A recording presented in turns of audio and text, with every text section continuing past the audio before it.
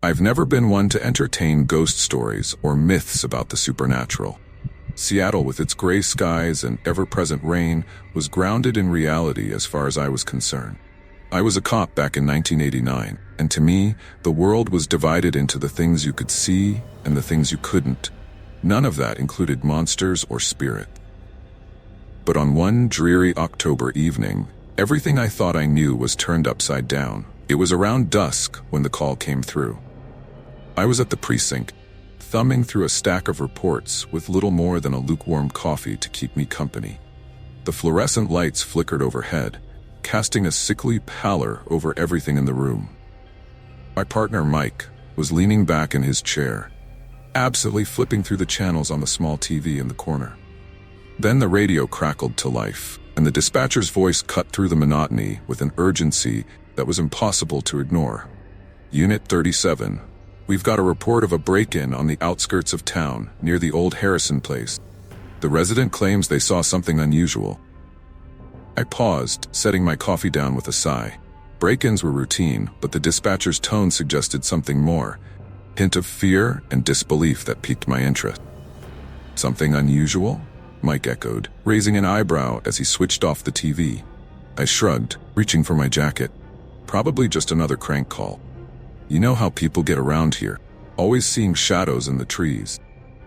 I tried to sound nonchalant, but a part of me was curious. There was a certain chill in the air that seemed to seep into my bones, as if the night itself was hiding secret.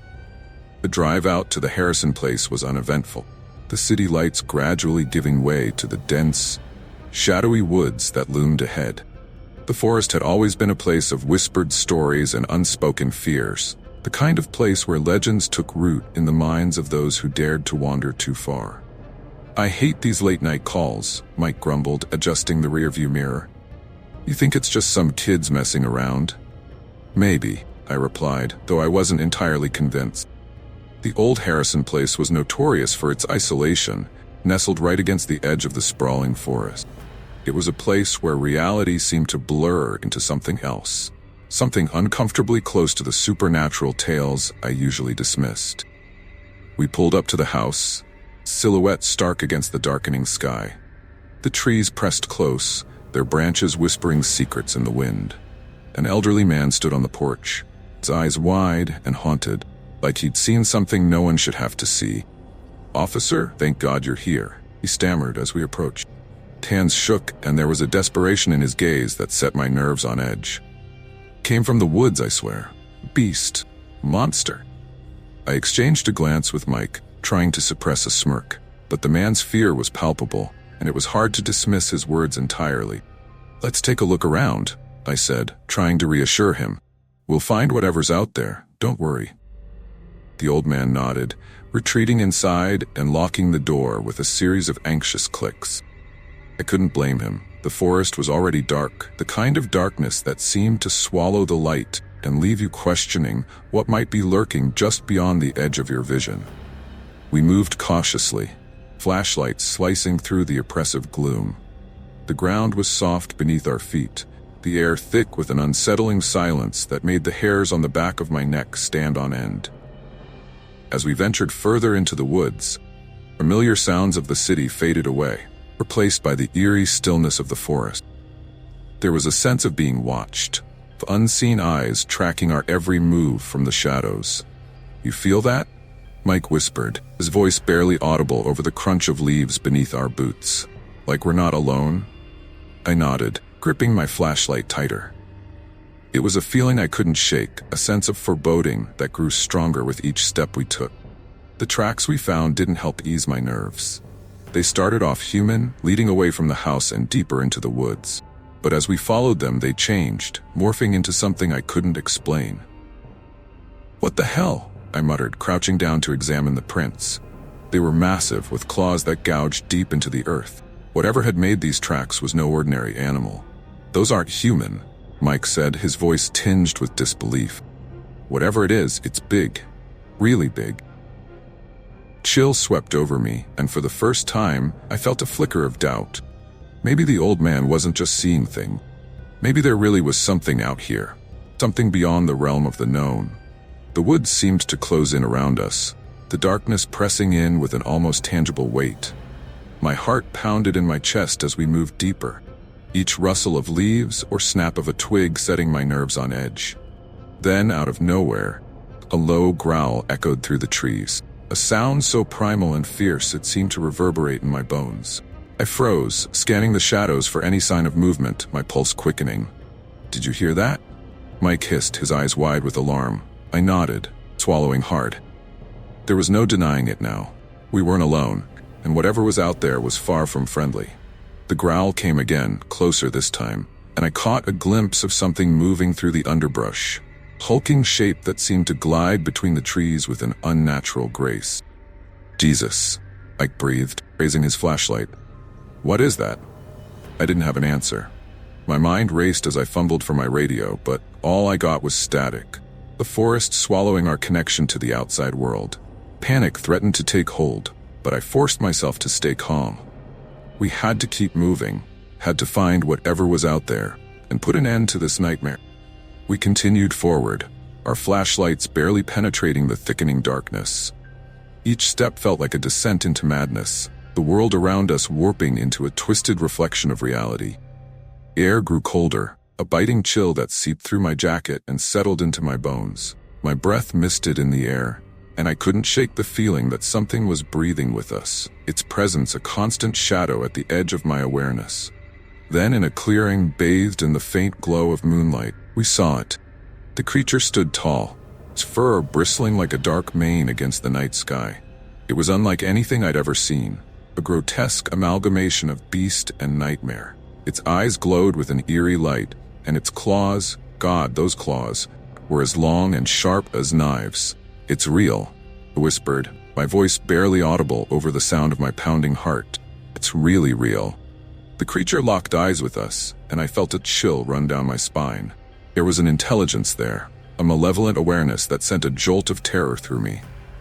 "We need to move," Mike said urgently, his voice snapping me out of my trance. Now, we turned and ran, the forest a blur of shadows and noise as the creature gave chase.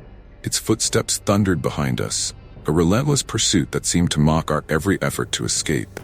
I glanced back, catching a glimpse of it moving with impossible speed, its jaws snapping inches from my heels. Panic surged through me, and I pushed myself to run faster, adrenaline coursing through my veins like fire. The path twisted and turned, the darkness disorienting, but we pressed on, driven by sheer instinct and the desperate need to survive. My lungs burned, my legs ached, but there was no time to stop, no time to think. As we broke through the trees into a small clearing, Reacher halted, its gaze fixed on us with an intensity that made my skin crawl. It let out a low, guttural growl, a sound that seemed to resonate deep within the earth itself. Then, just as suddenly as it had appeared, Creature turned and vanished into the shadows, leaving us alone in the eerie stillness of the night. I collapsed against a tree, gasping for breath, my mind reeling from what we had just witnessed. Mike leaned against a nearby rock, his face pale and eyes wide with shock. "What the hell was that?" managed to say, his voice barely more than a whisper. I shook my head, unable to find the words. The world felt wrong, skewed in a way that made my head spin. All I knew was that everything had changed, and nothing would ever be the same again. We made our way back to the house, the forest a silent witness to the terror that had unfolded. The old man was waiting on the porch, his eyes filled with a mix of relief and fear, as he saw us approach. "Did you see it?" he asked, voice trembling. "Did you see the monster?" I nodded, too shaken to respond. The reality of the encounter settled over me like a heavy fog, and I realized that the line between the known and the unknown had blurred beyond recognition. As we drove back to the precinct, the weight of the night hung over us like a shroud. The city lights flickered in the distance, a reminder of the world we thought we knew, a world that now seemed irrevocably altered. I couldn't shake the feeling that the forest still held secret, that the creature was lurking somewhere in the shadows, waiting. And deep down, I knew that whatever had happened that night would haunt me forever. Seattle was no longer just a city of rain and routine. It was a place where nightmares came to life, and reality was just a thin veil over the unknown. And I was a man who had stared into the abyss and found it staring back. The next morning felt surreal, like waking up from a nightmare that left its claw marks on reality. Sleep had been elusive, slipping through my fingers every time I closed my eyes. My mind was haunted by the image of that creature, piercing eyes and predatory gaze etched into my memory. When I arrived at the precinct, the familiar buzz of activity felt oddly comforting. Cops moving between desks, the crackle of radios, the steady hum of routine. Each a reassuring reminder that the world was still turning, despite the darkness I'd glimpsed the night before. I found Mike at his desk, his expression as troubled as my own. Neither of us spoke as I sat down, the weight of unspoken fear settling between us like a heavy fog. The events of last night hung over us, a specter that refused to be ignored. "We need to report this," I said finally, breaking the silence. My voice sounded foreign, as if it belonged to someone else. "Someone has to know what's out there." Mike shook his head, rubbing the back of his neck with a weary hand. "You really think they'll believe us? A monster in the woods? We'll be laughed out of the force, branded as lunatics chasing shadows." He had a point. The rational part of my brain struggled to make sense of what we'd encountered. How do you explain the unexplainable? How do you fight against the invisible tendrils of fear that wrapped around you, whispering that reality was not what it seemed? "So what do we do?" they asked, feeling the helplessness seep into my bones. I was trained to deal with criminals, not creatures from the depths of nightmares. Before Mike could answer, Captain Harris appeared at our desks, thick folder tucked under his arm. His stern expression shifted between curiosity and concern, as if sensing the tension that simmered just beneath the surface.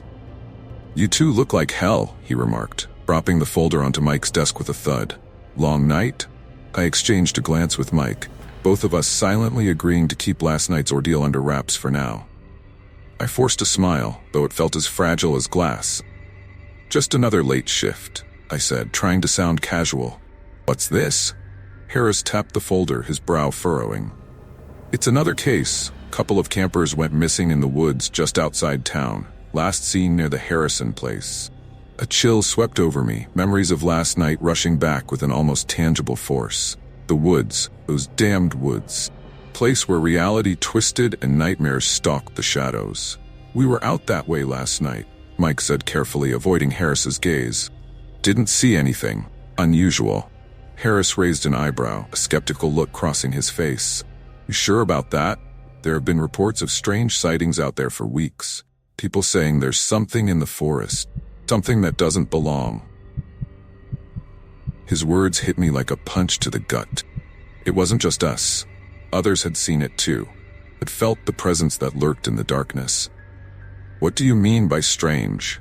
I asked, trying to keep my voice steady. The air felt heavy, charged with a tension that seemed to seep into my very bones. Harris shrugged, glancing around the precinct as if ensuring we weren't overheard.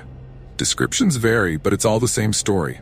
Something big, something with claws and fur. Locals are starting to get spooked. I want you two to check it out again, see if there's any truth to these rumors." Part of me recoiled at the thought of returning to the woods, of facing the unknown that had turned my world upside down. But duty called, and curiosity burned alongside fear. There was a mystery here, one that demanded answers. "We'll look into it," Mike said, though I could hear the reluctance in his voice. It was a decision made out of necessity, a step into the abyss that promised more questions than answers. Harris nodded, satisfied, and left us to our thoughts. The silence that followed was thick with unspoken fears, an understanding that whatever lay ahead was not something we could easily confront. "Back to the woods, then?" Mike asked, attempting to sound lighthearted, but the tremor in his voice betrayed him. I nodded, steeling myself for what was to come. Back to the woods. Let's see what's really out there. The drive was tense, the road stretching out before us like a path leading into the unknown. Trees lined the sides, their branches arching overhead like skeletal fingers reaching for the sky. The further we traveled, the more the world seemed to shift, as if reality itself bent under the weight of our expectations. I couldn't shake the feeling that we were being watched, that unseen eyes followed our every move. The forest loomed ahead, a monolith of shadows and secrets that seemed to whisper of things best left forgotten. "This place gives me the creeps," Mike muttered, his eyes scanning the road. "Feels like something's lurking just out of sight, waiting." "It's just nerves," I said, though I didn't believe my own words. There was an undeniable truth in Mike's fears, a resonance with my own unease that I couldn't dismiss. As we reached the edge of the forest, the sunlight began to fade, swallowed by the thick canopy overhead. The world seemed to hold its breath, as if anticipating our next move. We stepped out of the car, the crunch of gravel beneath our boots echoing in the stillness. The air was heavy with the scent of earth and decay, a reminder of the wilderness we were about to enter. "You ready?" Mike asked, his hand resting on the grip of his flashlight, a lifeline in the encroaching darkness. I nodded, though my heart pounded in my chest. "Let's find out what's out there." The woods were silent, save for the occasional rustle of leaves stirred by an unseen breeze. Our flashlights cut through the gloom, casting long shadows that danced like phantoms at the edge of our vision. Every sound seemed amplified, every snap of a twig a potential threat lurking just beyond sight. My senses were on high alert, adrenaline coursing through my veins as we moved deeper into the forest. Tracks we'd followed the night before were still there, a chilling reminder of our encounter. But now they seemed different, somehow more deliberate, as if they'd been left for us to find. "These tracks," Mike said, crouching to get a better look. "They're fresh. Whatever made them was here recently." A shiver ran down my spine, and I felt the pull of the unknown, an irresistible draw toward the truth hidden within these woods. I couldn't deny it any longer. There was something here, something that defied explanation and logic. "What do we do if we find it?" Mike asked, rising to his feet. The question hung in the air, reminder of the danger that lay ahead. "We figure out what it is," I replied, though doubt gnawed at me. How could we face something so beyond our understanding? The deeper we ventured, the more the world around us seemed to shift, the shadows growing thicker, the air colder. The path twisted like a serpent, leading us further into the heart of the forest, where light struggled to penetrate the dense canopy overhead.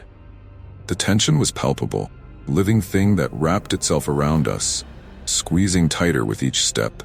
Every rustle, every snap of a twig set my heart racing, the fear of the unknown lurking just beyond the periphery of sight. Then we heard it, a low growl that seemed to reverberate through the very ground beneath our feet. It was close, too close, and the realization hit me like a bolt of lightning. "It's here," Mike whispered, his voice barely audible over the pounding of my heart. We turned, flashlights sweeping through the darkness, desperately searching for the source of the sound. My pulse quickened, a surge of adrenaline pushing me forward, despite the fear clawing at my insides. The creature emerged from the shadows with a fluid grace that belied its size, its eyes glowing with an unnatural light. It was the same beast from the night before, but now, in the daylight, it seemed even more monstrous, more impossible. "Jesus Christ," I breathed, my hand instinctively reaching for my weapon. But a voice in my head screamed that bullets wouldn't stop this thing, wouldn't halt the nightmare unfolding before us. The creature stared at us, a low rumble emanating from deep within its chest. It was a sound of challenge, of primal power, and it left no doubt about its intent. "We need to back away," Mike said, his voice steady but tinged with urgency. "Slowly, don't provoke it." We began to retreat, moving cautiously, never taking our eyes off the beast. My heart thundered in my chest, every instinct screaming to run, to flee from this impossible reality. The creature watched us, its gaze unblinking, a sentinel of the dark truth that lay hidden within these woods. It was a guardian of the unknown, a keeper of secrets best left undisturbed. As we moved further away, the tension eased slightly, though the fear remained, an ever-present reminder of the peril we faced. The creature didn't follow, remaining a solitary figure in the shadows, a specter of nightmares and forgotten legends. We stumbled out of the forest, the sunlight glaring in its intensity, a stark contrast to the oppressive darkness we'd left behind. My mind struggled to process what we'd seen, the impossible encounter that defied everything I thought I knew. "What the hell was that?" Mike asked, his voice shaky, eyes wide with disbelief. I shook my head, unable to find the words. Forest had shown us its darkest secrets, and we were left with more questions than answers. Whatever we had encountered, it was no ordinary creature. It was something beyond comprehension, a reminder that there are things in this world that defy explanation. The drive back to the precinct was silent, each of us lost in our thoughts. The city seemed a distant memory, a world away from the primal reality of the forest.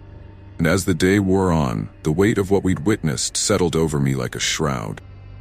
This was only the beginning. The woods held more secret, more horrors waiting to be uncovered. And I knew, with a certainty that chilled me to the bone, the creature was still out there, watching, waiting.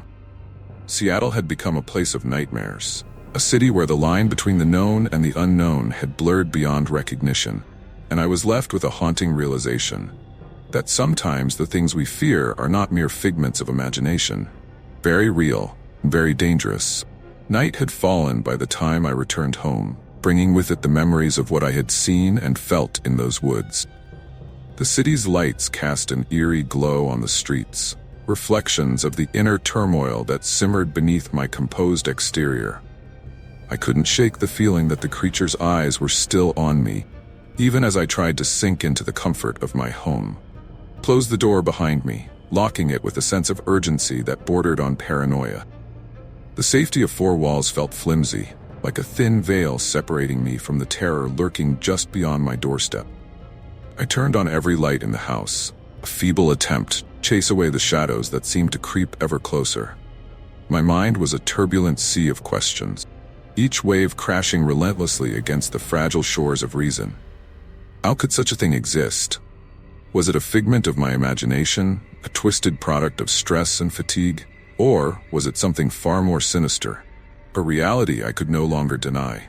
I tried to distract myself, flipping through television channels. Nothing held my attention. The news was a cacophony of mundane updates, oblivious to the nightmare that prowled the outskirts of Seattle. "Breaking news tonight," the anchor said, her voice crisp and authoritative.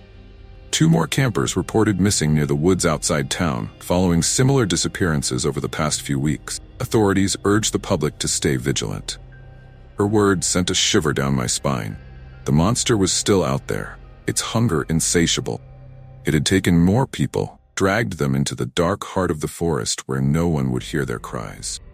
"Jesus," I muttered under my breath, cold knot forming in my stomach. I couldn't just sit here, couldn't ignore the growing threat that cast its shadow over the city. My oath as a police officer demanded action, demanded I face the unknown with courage, even if it meant confronting my deepest fears. The phone rang, jarring me from my thoughts. I hesitated before answering, the shrill tone cutting through the silence like a knife. "Hello?" My voice was a brittle thing, teetering on the edge of composure. "It's Mike," came the reply, his voice tinged with an urgency that set my nerves on edge. "I've been thinking about last night. We can't let this go. We need to get to the bottom of it." I nodded, though he couldn't see me. His determination mirrored my own, shared resolve to uncover the truth, no matter the cost. "Meet me at the precinct in an hour," Mike continued. "We'll look into those missing campers, see if we can find a pattern, anything that points to what we're dealing with." I agreed, a renewed sense of purpose igniting within me. There was more at stake than my fear. Lives hung in the balance, and the clock was ticking. The precinct was quieter than usual when I arrived. The usual hustle and bustle had given way to a somber atmosphere, as if the building itself sensed the weight of the task ahead. Mike was already there, a stack of files spread across his desk like pieces of a macabre puzzle waiting to be solved. "These are all the reports of missing people near the woods," he said, gesturing to the papers. "It's more than we thought.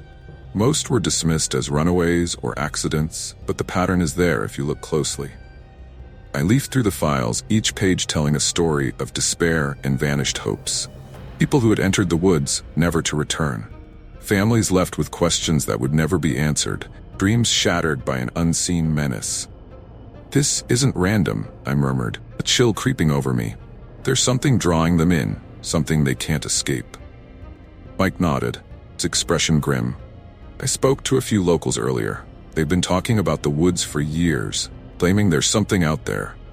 They call it the Shadow Beast, a legend passed down through generations, but they swear it's real."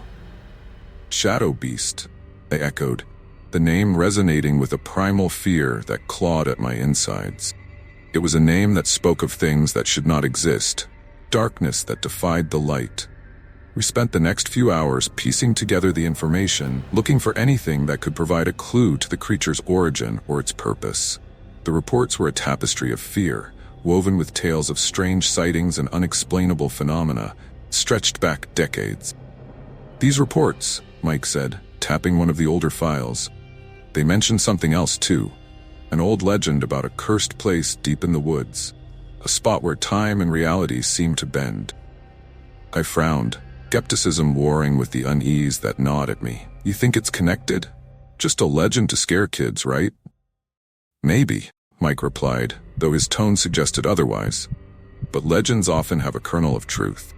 There's a place like that out there. It could explain the creature's existence. Why it's here. Why it's hungry." The idea was unsettling, a suggestion that what we were dealing with was more than just a physical threat. It was an entity that existed outside our understanding, bound by rules and desires alien to us. "We need to go back," I said finally, the words forming despite the dread that pooled in my gut. "We need to find this place, see if the legend holds any truth." Mike looked at me, a flicker of doubt crossing his features. But he nodded, determination hardening his gaze. "Tomorrow night. We'll go prepared this time, and if that thing shows itself again, we'll be ready." The precinct was quieter than usual when I arrived. The usual hustle and bustle had given way to a somber atmosphere, as if the building itself sensed the weight of the task ahead. Mike was already there, a stack of files spread across his desk like pieces of a macabre puzzle waiting to be solved. "These are all the reports of missing people near the woods," he said, gesturing to the papers. "It's more than we thought. Most were dismissed as runaways or accidents, but the pattern is there if you look closely." I leafed through the files, each page telling a story of despair and vanished hopes. People who had entered the woods, never to return. Families left with questions that would never be answered, dreams shattered by an unseen menace. "This isn't random," I murmured, a chill creeping over me. "There's something drawing them in, something they can't escape." Mike nodded, his expression grim. "I spoke to a few locals earlier. They've been talking about the woods for years, claiming there's something out there. They call it the Shadow Beast, a legend passed down through generations, but they swear it's real." "Shadow Beast," echoed, the name resonating with a primal fear that clawed at my insides. It was a name that spoke of things that should not exist, of darkness that defied the light. We spent the next few hours piecing together the information, looking for anything that could provide a clue to the creature's origin or its purpose. The reports were a tapestry of fear, woven with tales of strange sightings and unexplainable phenomena that stretched back decades. "These reports," Mike said, tapping one of the older files, "they mentioned something else too. An old legend about a cursed place deep in the woods, a spot where time and reality seemed to bend." I frowned, skepticism warring with the unease that gnawed at me. "You think it's connected? Just a legend to scare kids, right?" "Maybe," Mike replied, though his tone suggested otherwise. "But legends often have a kernel of truth. If there's a place like that out there, it could explain the creature's existence, why it's here, why it's hungry." The idea was unsettling, a suggestion that what we were dealing with was more than just a physical threat. It was an entity that existed outside our understanding, bound by rules and desires alien to us. "We need to go back," I said finally, the words forming despite the dread that pooled in my gut. "We need to find this place, see if the legend holds any truth." Mike looked at me, flicker of doubt crossing his features, but he nodded, determination hardening his gaze. "Tomorrow night. We'll go prepared this time. And if that thing shows itself again, we'll be ready." The rest of the day passed in a blur, each minute dragging on with an agonizing slowness. The sun dipped below the horizon, painting the sky in shades of red and orange, as if heralding the descent into darkness. Night fell once more, and with it came the cold grip of fear that tightened around my heart. I stood at the edge of the forest, flashlight in hand, the beam cutting through the thick veil of night like a sword. Mike stood beside me, a silent sentinel against the encroaching shadows. We were armed and ready, but I couldn't shake the feeling that we were stepping into something far greater than ourselves. "Ready?" he asked, his voice steady despite the tension that crackled between us. I nodded, swallowing hard, as ready as I'll ever be. We entered the forest, path familiar yet foreboding, each step taking us further from the safety of the known world. The trees loomed above us, their branches whispering secrets of an ancient past that threatened to consume us. Every sound seemed magnified in the oppressive silence. Crunch of leaves underfoot, the rustle of unseen creatures scurrying through the underbrush. My senses were on high alert, a constant reminder of the danger that lurked just beyond the beam of my flashlight. As we ventured deeper, the atmosphere grew heavier, as if the forest itself was aware of our intrusion. The air was thick with an unnatural stillness, and the shadows danced with an eerie life of their own. "This way," Mike whispered, leading us along a narrow path that twisted through the undergrowth. The map we'd studied earlier indicated that this was the route to the cursed place, the heart of the legend that held the answers we sought. We walked for what felt like hours, the oppressive darkness stretching on, seemingly endless. My mind played tricks on me, every shadow a potential threat, every gust of wind a whispered warning. Then we saw it, clearing bathed in the ghostly glow of moonlight, the center of the legend that had drawn us here. The air was charged with an energy that seemed to pulse with a life of its own, as if the very fabric of reality was stretched thin around this place. In the center stood a stone altar, ancient and weathered, covered in strange markings that seemed to writhe under the light. It was a relic of a forgotten time, a testament to the power that resided here. "This is it," Mike said, his voice barely a whisper. The words hung in the air, a confirmation of what we had feared. But we weren't alone. From the shadows emerged the creature, its form a silhouette against the moonlit sky. It was the same monstrous entity that had haunted my nightmares, its presence a dark blot on the world that defied all logic. "What do we do?" I asked, panic rising in my chest as the beast fixed its gaze upon us, its eyes glowing with an unnatural light. Mike raised his weapon, his hand steady despite the fear that gripped us both. "We stand our ground. We face it." The creature moved with an unsettling grace, its growl resonating through the clearing like the rumble of distant thunder. It was a sound that spoke of ancient hunger, a desire that transcended the boundaries of our understanding. As it approached, I felt the weight of inevitability press down on me. This was a moment of reckoning, confrontation with the unknown that demanded every ounce of courage I possessed. The beast lunged, a blur of motion that defied belief. Instinct took over, and I fired my weapon, the shots echoing through the night like a clarion call. But the bullets seemed to have no effect, passing through the creature as if it were made of smoke and shadows.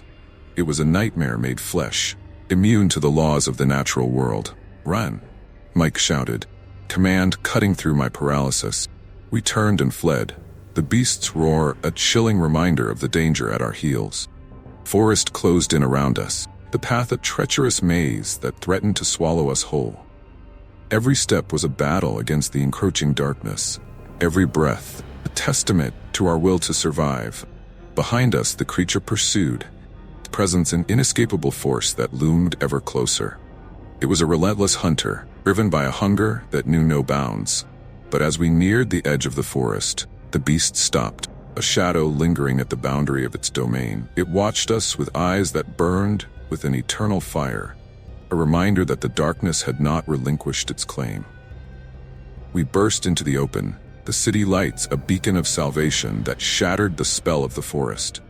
The creature remained behind, a phantom that lurked in the recesses of our minds, a specter that would haunt our every step. Breathless and shaken, we collapsed against the hood of Mike's car, the weight of what we had faced settling over us like a shroud. "What now?" I asked, my voice hoarse and weary. The question was a plea for answers, for a way to fight the terror that stalked the shadows of Seattle. Mike met my gaze, a grim resolve in his eyes. "We keep fighting. We find a way to stop it, whatever it takes." And so, we were left with the knowledge that the battle had only just begun. The forest held its secrets close, but we were determined to uncover them, confront the darkness that threatened to consume everything we held dear. In the heart of Seattle, a city shrouded in mystery and menace, We prepared to face the unknown once more. For in the depths of the night, the shadows whispered of things unseen, and the creature waited, ever hungry, ever watchful. Returning to normal life after that night in the forest felt like an impossible task. Every time I closed my eyes, I saw the creature's eyes glowing in the darkness, felt its presence lurking just beyond the edge of my consciousness. Seattle had become a city of fear, its familiar streets now haunted by the specter of an unseen predator. Days turned into nights, and nights into an endless vigil. Sleep was elusive, a fragile thing that slipped through my fingers like sand, leaving me exhausted and on edge. My world had shifted, a paradigm where the line between reality and nightmare had blurred irreparably. Mike and I had agreed to keep our experience under wraps, at least for now. We knew that coming forward with our story would lead to skepticism, ridicule, or worse, panic. But as the reports of missing people continued to trickle in, it became clear that we couldn't remain silent for long. "Morning," Mike said, sliding into the seat across from me at our favorite diner. The place was a sanctuary of normalcy, clinking silverware and bustling patrons, a stark contrast to the turmoil roiling within me. "Morning," I replied, forcing a smile that didn't quite reach my eyes. "Anything new?" He nodded, setting a newspaper on the table between us.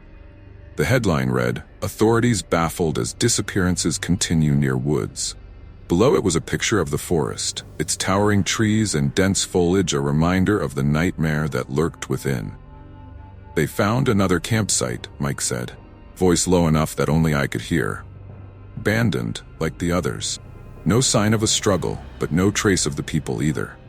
I frowned, the familiar unease settling in my gut. It was as if the forest had swallowed them whole, leaving behind nothing but empty tents and shattered dreams. "We can't keep this up," I murmured, the weight of responsibility pressing down on me. "We don't do something soon, more people will vanish." Mike nodded, his expression grim. "We need to find out more about that cursed place. See if there's a way to stop whatever's happening out there." We spent the next few hours in the library, poring over old maps and dusty tomes, searching for anything that could provide a clue to the creature's origin. It was like trying to piece together a puzzle with missing pieces, the picture incomplete and frustratingly elusive. "Look at this," Ike said, pointing to a passage in one of the books. It was a collection of local legends and folklore, stories that had been passed down through generations. "The Shadow Beast," I read aloud, the name sending a chill down my spine. "Creature that walks between worlds, drawn to places where the veil between reality and the unknown is thinnest. Feeds on fear, using it to open doorways to realms beyond our understanding." The description was eerily familiar, echoing the events that had unfolded in the forest. It was as if the legend had come to life, its monstrous form tearing through the fabric of the known world. "It makes sense," Mike said, tapping the page. "If the forest is one of those places, it explains why the creature is there. It's not just a monster, it's a guardian, keeping the balance between our world and something far worse." I nodded, the pieces of the puzzle beginning to fall into place. The forest wasn't just a location, it was a boundary, a threshold that separated the mundane from the fantastical, and the creature was its protector, ensuring that the balance remained unbroken.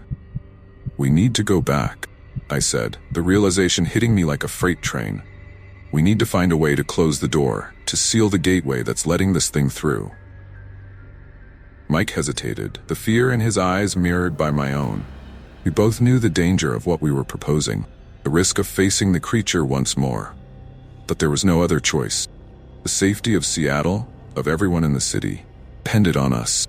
As night fell, we prepared to return to the forest, armed with the knowledge we had gathered and a determination that bordered on desperation. The streets were quiet as we drove through the city, the headlights cutting a path through the darkness that lay ahead. "You ready for this?" Mike asked, breaking the silence that had settled between us. I nodded, though my heart raced with a mixture of fear and anticipation. We have to be. We owe it to those people, to everyone who's disappeared. The forest loomed before us, its trees standing like sentinels against the encroaching night. The air was thick with anticipation, charged silence that crackled with the promise of what lay beyond.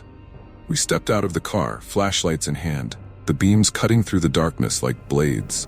Every sound seemed amplified in the stillness, each rustle of leaves and snap of twigs a reminder of the danger that lurked in the shadows. "This way," Mike said, leading us along the familiar path that wound through the trees. Our footsteps were muffled by the forest floor, a carpet of leaves and moss that seemed to swallow the sound. As we ventured deeper, the atmosphere shifted, growing heavier with each step. It was as if the forest itself was alive, aware of our presence and the intentions that drove us. "Look," I whispered, pointing to the clearing ahead. The moonlight bathed the area in a silvery glow, illuminating the stone altar that stood at its center. The sight of it sent a shiver down my spine, a reminder of the legend that had drawn us here and the creature that prowled the night. "We need to find a way to close the gateway," I said, my voice steady despite the fear that clawed at me. "If we can do that, maybe we can stop the creature from coming through."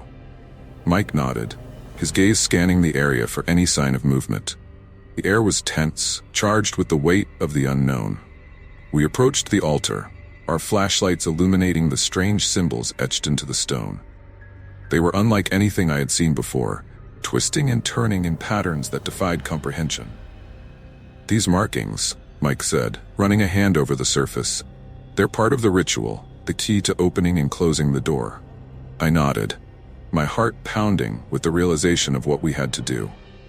It was a race against time, a battle against forces that were beyond our understanding. Suddenly, the air around us shifted, temperature dropping as a cold wind swept through the clearing. Creature was here, its presence palpable in the darkness that surrounded us. "We need to hurry," I said, urgency lacing my words. We had to complete the ritual before the creature reached us, for its hunger consumed everything in its path. With trembling hands we began to work, our flashlights casting long shadows over the stone as we traced the symbols, repeating the incantations we had memorized. It was a desperate gamble, a leap of faith into the unknown. The wind howled through the trees, carrying with it the creature's growl, a low, menacing sound that reverberated through the clearing like a harbinger of doom. "Keep going," Mike urged, his voice barely audible over the rising cacophony. "We're almost there." The creature emerged from the shadows, its form a terrifying silhouette against the moonlit sky. Its eyes glowed with an otherworldly light, beacon of malevolence that threatened to swallow us whole.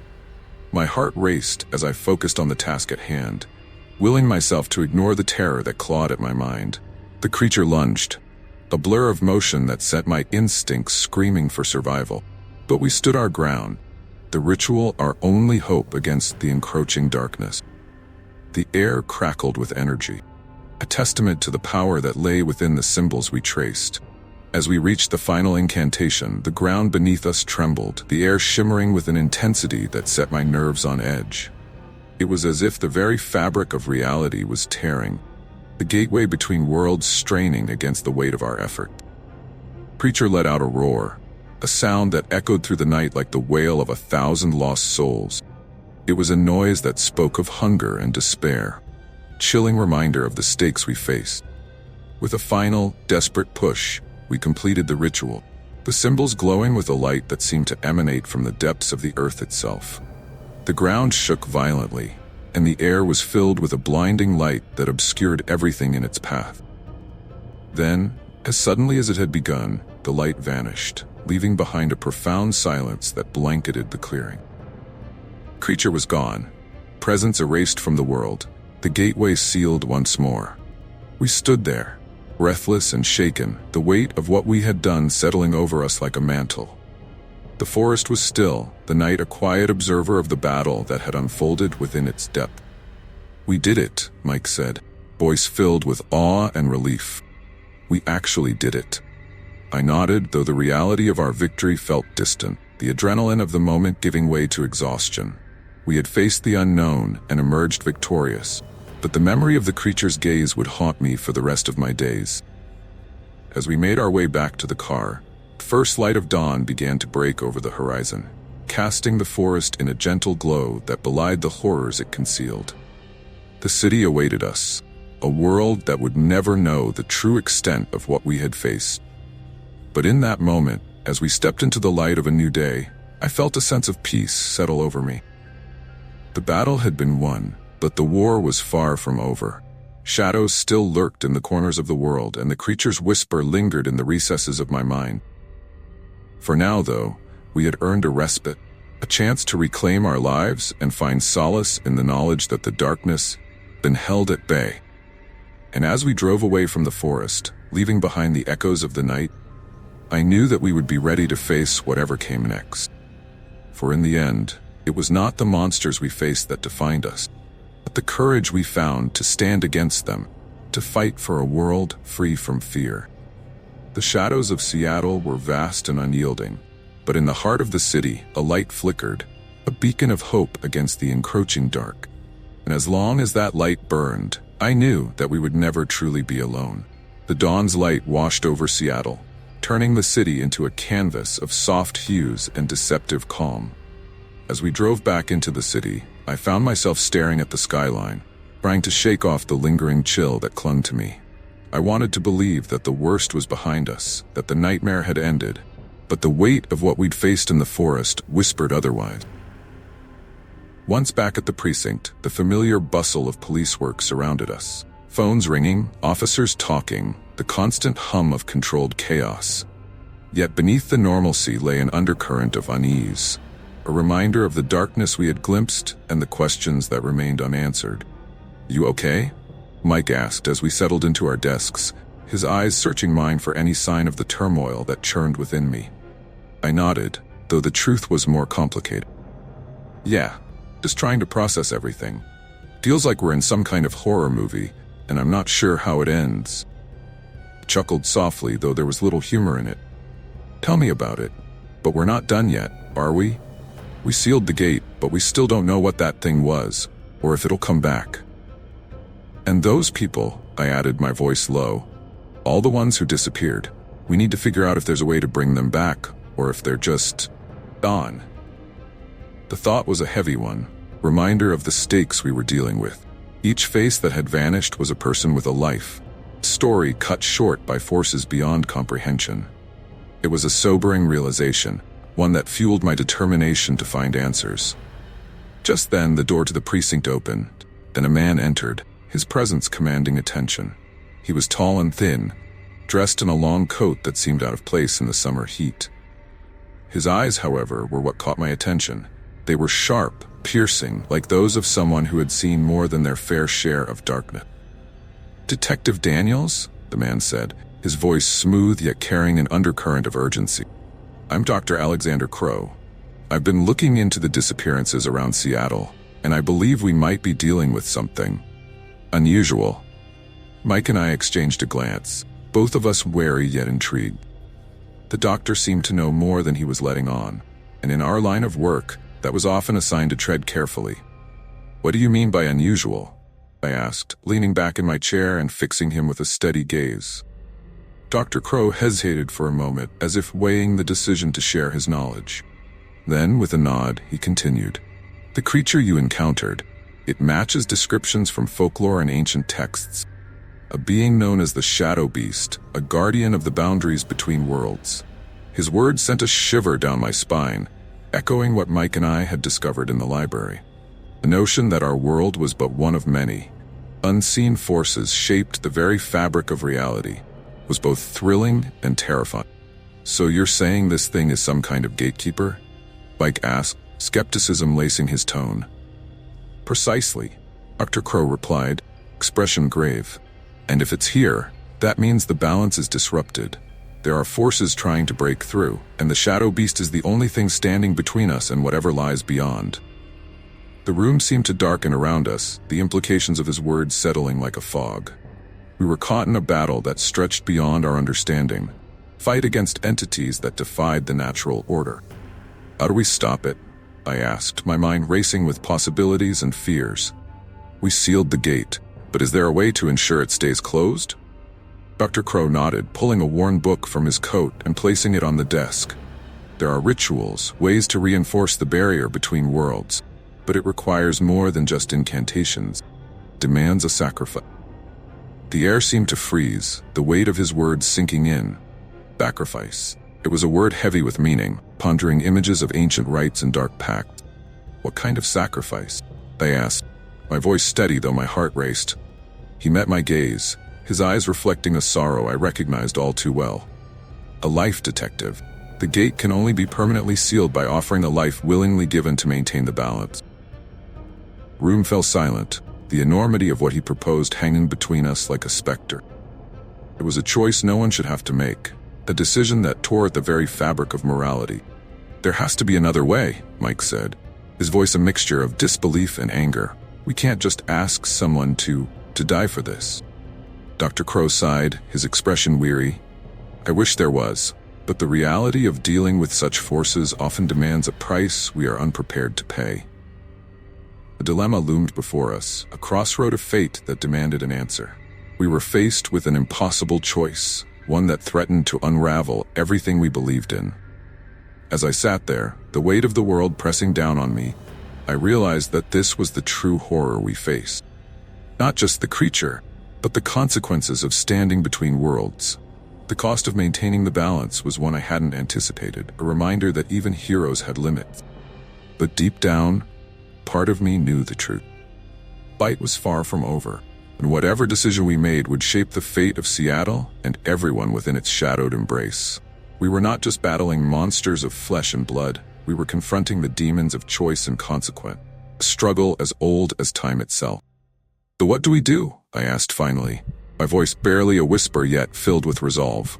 Dr. Crow looked at me, gaze steady and unyielding. We prepare, detective. We gather what we need and steel ourselves for what lies ahead. Because in the end, darkness does not wait. It comes for us all, and we must be ready to meet it head on. With those words, the die was cast, path set before us like a beacon in the night. The shadow beast was out there, a guardian of a world unseen, and it was up to us to decide how this story would end. And as the day wore on, I couldn't shake the feeling that our confrontation with the creature was not merely a fight for survival. It was a battle for the soul of humanity, a testament to our capacity to face the unknown and emerge whole. In the heart of Seattle, the shadows loomed ever larger, a reminder of the challenges we faced. Yet amid the encroaching darkness, a flicker of hope persisted. A light that refused to be extinguished, testament to our determination. We were police officers, defenders of the city, but in that moment, we became something more, warriors against the night, guardians of a fragile peace. And as the shadows closed in, we prepared to take a stand, ready to face whatever horrors awaited us in the unending dance between light and dark. The sun sank beneath the horizon, leaving Seattle shrouded in the murky embrace of twilight. The shadows seemed to stretch and writhe, a reminder of the lurking presence we could not see but could undeniably feel. Dr. Crow had provided us with everything we needed to conduct the ritual. A collection of herbs, cryptic symbols drawn on aged parchment, and a dagger that seemed to pulse with an unsettling energy. The blade, he explained, was not for combat but for the ceremony, an instrument to channel the ancient forces we hoped to harness. Remember, Dr. Crow had said before we left the precinct, the ritual must be performed at the heart of the forest, where the barrier is weakest. It's our only chance to ensure the gate remains sealed.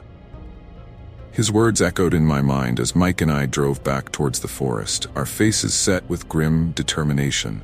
The weight of what lay ahead pressed down on me, a reminder that the path we had chosen was fraught with danger and uncertainty. As the city gave way to dense trees and winding roads, a sense of foreboding settled over us. The forest loomed like a living entity, its dark secrets hidden beneath a canopy of tangled branches. You ready for this? Mike asked, breaking the heavy silence that had settled between us.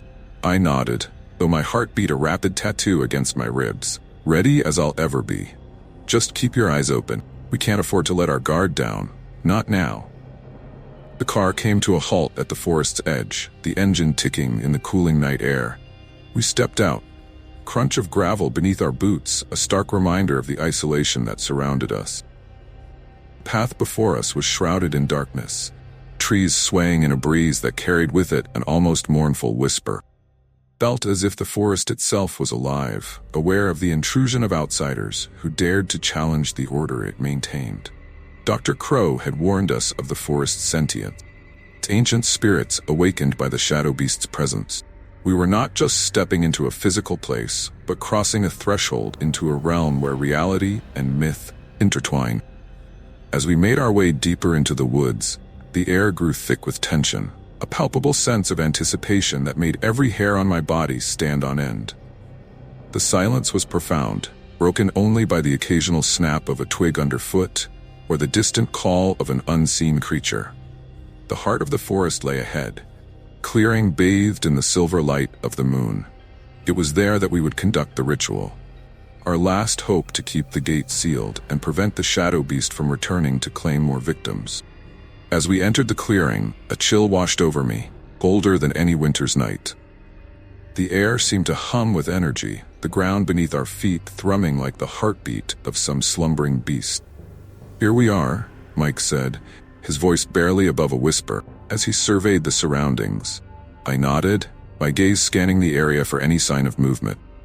The forest held its breath, pregnant pause before the storm that threatened to break. Dr. Crow had instructed us to set up a circle of protection, barrier to keep the darkness at bay. We worked quickly, laying out the herbs and inscribing the symbols with steady hand. Every movement felt charged with purpose, a dance of light against the encroaching night. The dagger lay at the center of the circle, its blade glinting in the moonlight, promise of things to come.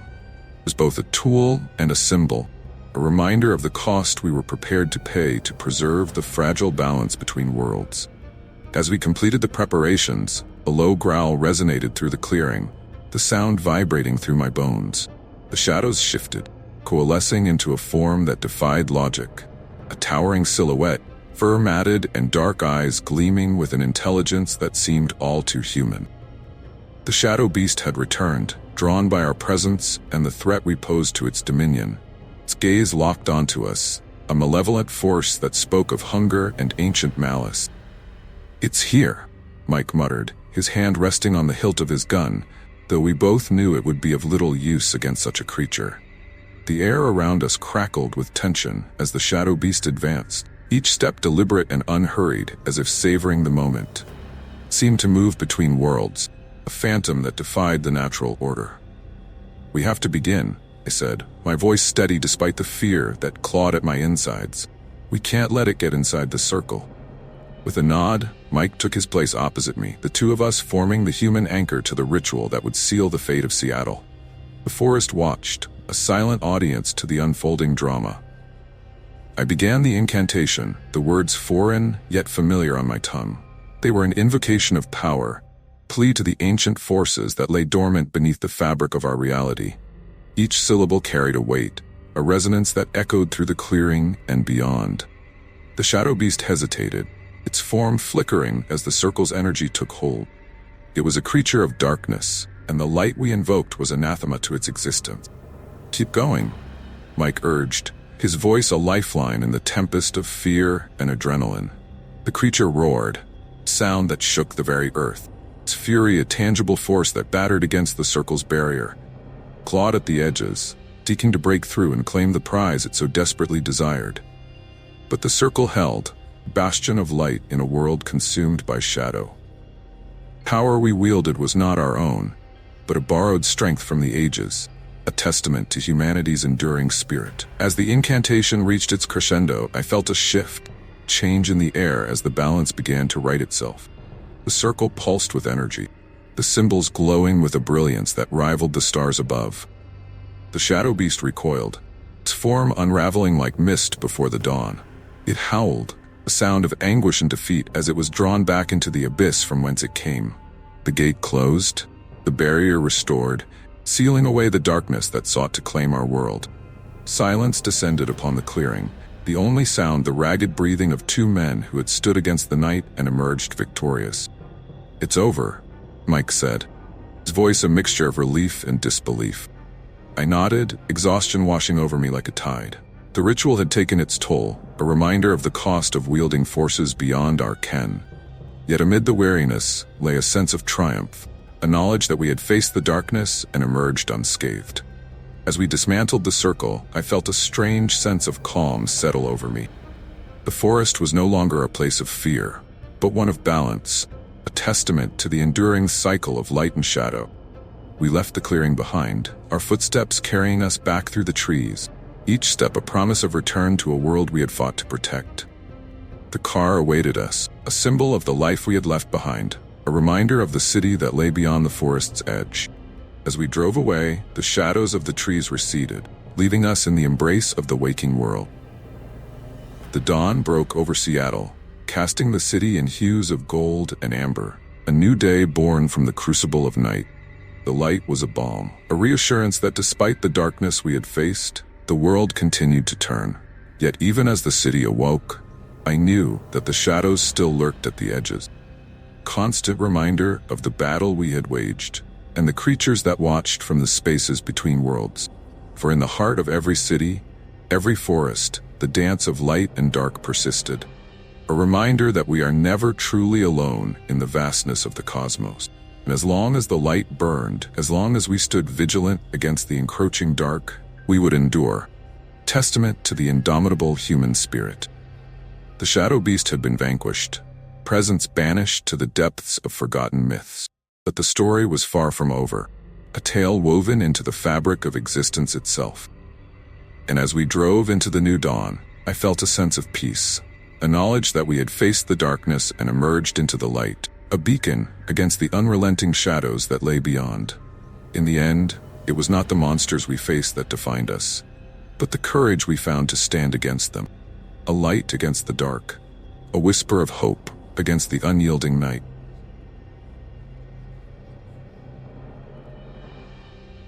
Thank you for watching. I hope you enjoyed these chilling stories as much as I enjoyed sharing them with you. If you haven't already, be sure to subscribe to the channel and give us a thumbs up to keep the terror coming. Your support means the world to us and helps us bring even more spine-tingling content your way. Before you go, don't forget to check out the video playing on the screen. It's packed with more unsettling tales and eerie experiences that you won't want to miss. If you have any frightening stories of your own or suggestions for future content, drop them in the comments below. Stay tuned for more haunting adventures. Until next time, sleep tight, decamp.